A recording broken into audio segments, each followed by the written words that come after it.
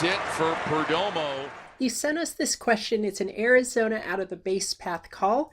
It's an issue we've tackled many times before. Here's Derek Thomas calling out of the base path on one of them we did that got Dave Martinez thrown out of the game. No ejections here, but here's the play. It's this one up the middle. Henderson charges. I'm not sure they got anything. They didn't. Baltimore immediately looks for an out of the base path call. I don't know if you can challenge that or not. That's a judgment call. As the umpires confer, we go to Rule 509B1. A runner is out when they run more than 3 feet away from their base path to avoid being tagged. Standard caveat about how a base path is different than a base line. The path is locked in when the fielder's tag attempt begins. In this diagram from the Baldelli ejection earlier this year, we find that it's when the fielder gains possession of the ball and they're moving at the very, very beginning to tag the runner. After all the diagramming, the question is it greater than 3 feet? If it is, it's a violation. If it's not a violation. Rangers arguing with Tom Hanahan, the second base umpire, that Perdomo went out of the baseline to avoid that tag. I mean, he's all the way on the grass. On its face, that statement doesn't mean much, but it's a base path, not a base line. It's a little bit more complicated than that, so let's try another angle. And the speed of Carroll.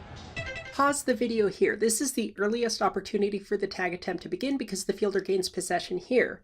This is what it looks like on the TV broadcast. In real time, here's the cute trick. I thought Perdomo had started veering to his left to avoid the tag prior to the fielder fielding it, which means his base path would have had more allowance to the left. But the replay clearly indicates that Perdomo has yet to veer to his left when the fielder first gains possession and begins the tag attempt. Thus, for this play, the base path coincides with the location of the baseline. For this play, because the runner was running on the baseline when the fielder first started the tag attempt. The call at second base stands. The play at first base is confirmed. Replay only calling the physical tag attempt a part of the play, of course, the out of the base path not reviewable, but look at it again. This runner's chosen base path reminds me of a play in Oakland earlier this year where that runner ran mostly in foul territory while the ball was being fielded by the catcher in foul territory, similar to Arizona's runner running on the right field side of the baseline as the ball was being fielded on the right field side of the baseline. In both scenarios, the runners can buy themselves an extra few feet of base path allowance by simply anticipating the fielder fielding the ball and already taking preemptive steps to veer away before the base path is actually established. From where I sit with the benefit of replay, Perdomo looks out of the base path. Yet had he preemptively ran to his left prior to the fielder collecting the ball, as I said with the Kemp play in Oakland, the runner would be undeniably safe.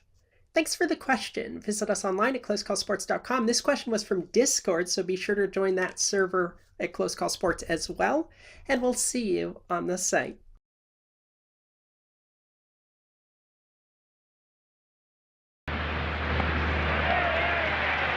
Lofton draws a walk. Lofton takes off. Melendez swings and misses. Throws wide. With 2 outs in the 5th, the Royals have a runner at second base. We're about to get a grounder to third.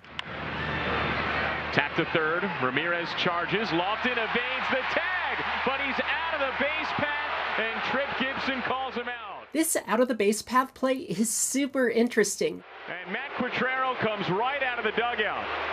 Vance Wilson and Nick Lofton have already started the conversation.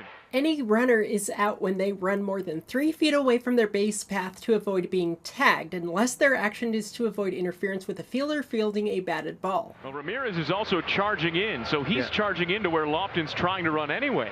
Yeah, Q has an argument here. First things first, a base line, a direct line between 2 bases, does not apply to this play. A base path is a straight line drawn from the runner to the base they're attempting to reach safely at the time of the tag attempt. You're a lot farther out than that to around third base to go home, so I don't see where he's out of the baseline. So when you hear out of the baseline, just know that baseline has nothing to do with this rule. Quatraro continues to argue. He didn't go that far out of the line. He just went around the tag. Gee, thanks, HUD. As we know, you have 3 feet on either side at the time of the tag attempt. The tag attempt can begin no earlier than when the fielder first possesses the baseball. Yeah. And Ramirez is coming into the base path. Lofton has to go around him in some way, right? Right. Okay, now that's a little bit over 3 feet. To refresh right-of-way principles, on a batted ball, the fielder has the right-of-way. It is on the runner to get out of the fielder's way if the fielder is attempting to field a batted ball, which is what happens here. If you run into the fielder, that's interference. That's the entire argument, because out of the base path makes a specific exemption for running more than 3 feet away to avoid interference with a fielder fielding a batted ball. And Q just got ejected. So in acknowledging this exception to the rule, if the runner was more than 3 feet away to avoid interference, he's legal. He could have taken the easy out at first base, but I think Lofton attracted him. He thought that was going to be an easy out. So the question is, did the runner indeed qualify for the exemption, and when did the tag attempt occur? Slow chopper to third. Gotta go. Ramirez will tag him. No, he didn't get there. He came off the bag and he's out to end the inning. No, fam, that ain't it. What I'm looking for is a clue for avoiding interference. Look at the runner's feet. So he did get him. He came off the bag. Still not it. Anyway, the runner does a stutter step before the fielder has the ball. So he may or may not actually have moved more than 3 feet away to avoid interference. Let's play on. Around him in some way, right? Right. This freeze frame is when I would say the tag attempt has begun, which means that now we are indeed looking for a 3-foot deviation from that straight line. Now, that's a little bit over 3 feet. There's the divot mark, so we draw that line. That looks like more than 3 feet. We'll get another angle in a second, but remember the avoiding interference with a fielder fielding a batted ball part. Take a step around him and get his hand on the base. I think that was a really nice slide. And if he runs into Ramirez, that's interference. I understand the reason for the stutter step, but that was his avoidance maneuver. Veering by more than 3 feet away after the stutter step, that was to avoid a tag.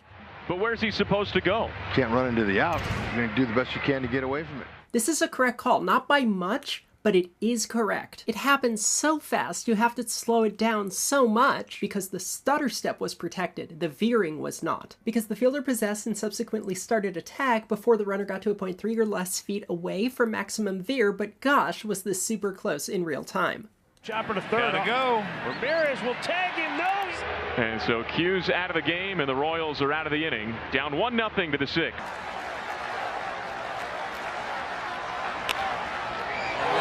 Will pop between second and third, and Mejia will run right at him. Harrison will try and stay in a rundown long enough to get Polanco there. Safe. He's still in the rundown, and he is still safe. Unbelievable! No way! That's impossible! That is impossible! He could not possibly have done that! He could not possibly have stayed in that rundown long enough. Attack on offense is a great thing. Alex runs, and now he's going to get in a run down. Escobar. Come on. Boy, Alex is doing his part, and now Escobar caught in between third and home. And did he get around the tag? He did!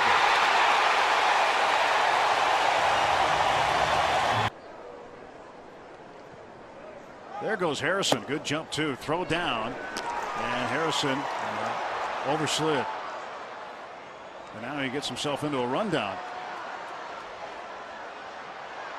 And Josh is pretty good at these. Yeah, we've seen this before. And he gets past Rosario. He's safe. Unbelievable. He did it again. And Nobody at the plate. He almost broke. And he almost could have scored. He does it again. It's incredible.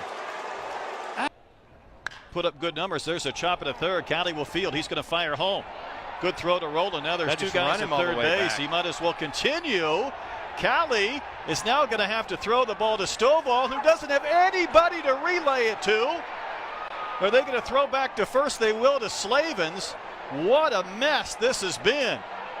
Now two guys are at second base, and both will be tagged, but the out will go. Well, what just happened? Watch out! Oh! He's coming! Baseline! Out of the baseline! He didn't get out of the baseline at all. And that's the interesting part of this call. Avoiding the tag right here, he does not tag him at all. This angle. Momentum takes him away, he slips. The bat's in the way. Gets out before the catcher. Wow. They're not going to review it. I don't think he was ever touched. I'm not sure how she says he's out of the path there.